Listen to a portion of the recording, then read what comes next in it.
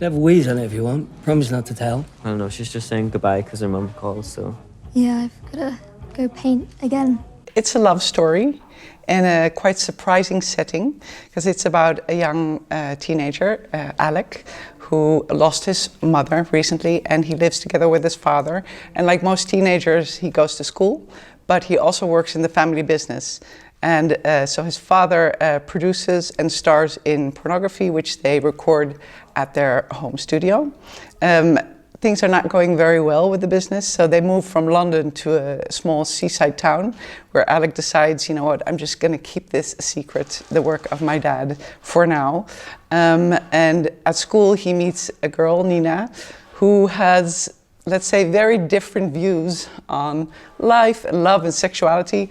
She has quite a feminist view, and through her and through her eyes, he starts looking at the work they are doing through a different light, different way, and she invites him to start embracing an intimacy that is, let's say, much more connected and vulnerable and real than what he's used to in the home business.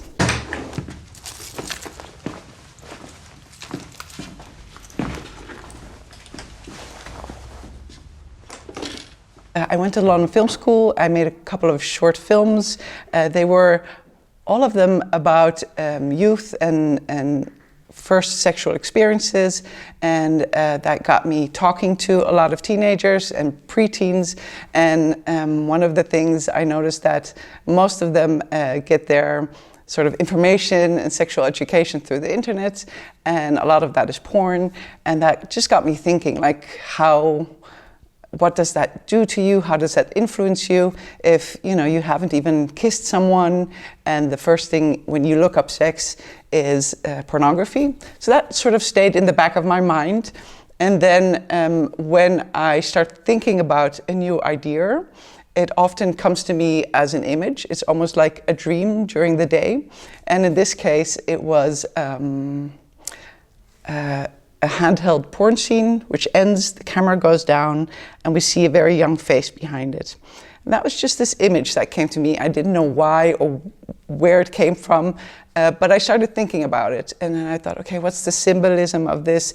And who are the people in front of his camera? And what if these people would be someone he knows really well, he looks up to, he learns from? What if these people would be his parents?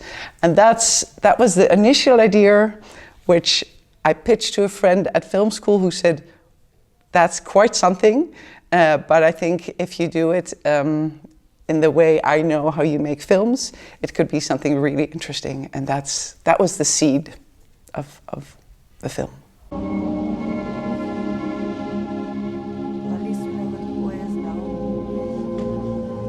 Hello, baby. Dad's been looking for you all day.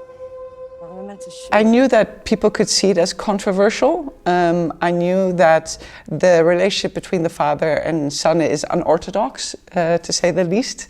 But I also felt that it would trigger thoughts and feelings that go much deeper than just the initial shock of that. And it was very important for me to create characters that felt so real that you, after a while, almost, you just kind of start living with this family, and you can see that the father and the son, that there is actually a lot of love there, but there's also a lot of trauma, and there's a father who's really struggling to survive and who has his own background. And for me, it was just really important to make sure that we understand the people, that they're not black and white, that there's a lot of gray area, and that way, I don't know, then this whole, it being controversial, yes, of course, but at the same time, it's superhuman.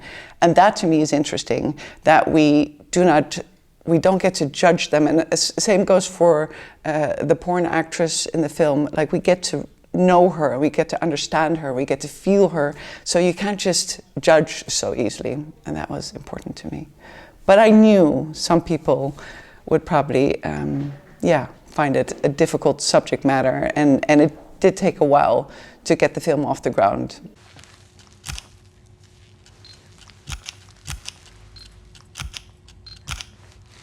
Can you arch a bit and then I can see? Yeah. Well, yeah, I wanted to stay very close to the characters. So there are some pornographic scenes where there's a bit more distance. The camera has more distance, the lighting is colder. It looks and feels like porn. But quite quickly, we go into the experience of the people. And so you don't stay there very long. You get to feel the human being behind it. So that was important to me. And then when we look at the intimate scenes between the teenagers, that I shot together with the DOP, obviously very differently, much warmer, super close. I like always the camera to be very close. I think the DOP, Meerten Mosselman, several times said, "Can we have a wide?" I said, maybe one, because I really always want to be close and I want to be almost on or under the skin of my characters. So I think at times you feel like you are in bed with them or you're in their body experiencing it. And then obviously we shot it with an intimacy coordinator.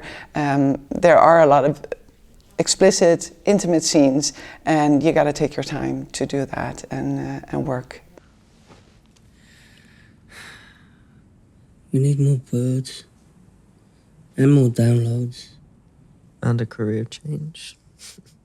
The one scene that a lot of people talk about is a scene with an octopus.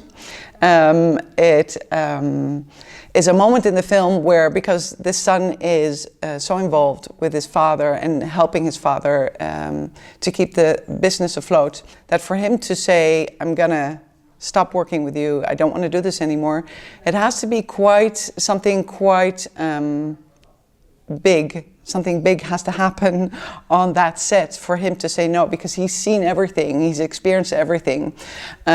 So I was looking for something that I knew many people would not know of or has seen before, and also that this character, the father, Dylan, would think of, okay, this is going to be something that people are going to really want to see, or be at least very curious about, so we're going to get a lot of hits and downloads. So it ended up involving a huge octopus, which looks like a real octopus, but it isn't a real octopus. And it was a 65-kilo silicone octopus. It's easy to be a feminist from the sidelines, but you're in a porn producer's house. Why don't you go confront him? Start walking the walk a little bit instead of just talking the talk. What do you have in mind?